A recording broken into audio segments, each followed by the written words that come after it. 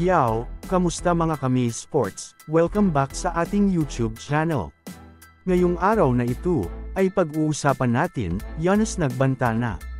Pag-uusapan na din natin, Lakers handa na. Marami na ang nagulat sa nangyaring paglipat ni Damian Lillard sa Milwaukee Bucks, na kung saan nagkaroon nga dito ng isang blockbuster 3-team trade upang mangyari nga ito. Nakuha nga ng Bucks itong Damian Lillard.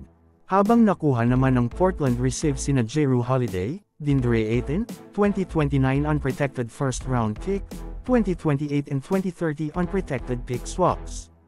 Samantalang nakuha naman ng Phoenix receive sina Joseph Nurkic, Grayson Allen, Keon Johnson and Nasir Little.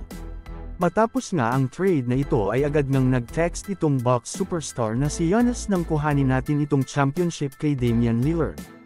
Ang Milwaukee Bucks nga rin ang nangunguna para sa prediction ng mga NBA insiders sa magiging NBA champion next season na mayroong 360+ odds, at pumangalo nga lang dyan ang Boston Celtics na nangunguna sa predecessor last season.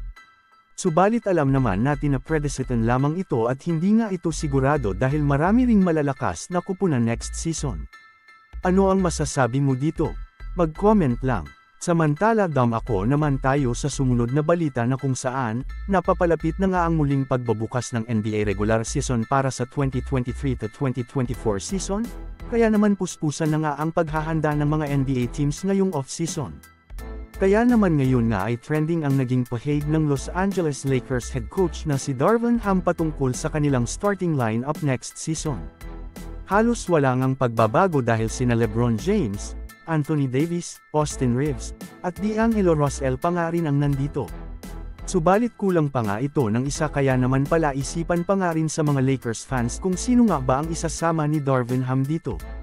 Isa bang center upang makapaglaro si Anthony Davis sa power forward position, o isang forward at gawin ulit na center itong si Anthony Davis? But overall mga kami sports, masasabi ko na kahit wala ngang masyadong nagbago sa starting lineup ng Los Angeles Lakers ay sobrang lakas pa rin ito. Ano ang masasabi mo dito? Mag-comment lang. So, ayon lamang ang ating mabilisang balita sa araw na ito, sana ay nag-enjoy ka. Huwag mo na ding kalimutang mag-subscribe bilang pagsuporta sa ating YouTube channel. Maraming salamat po.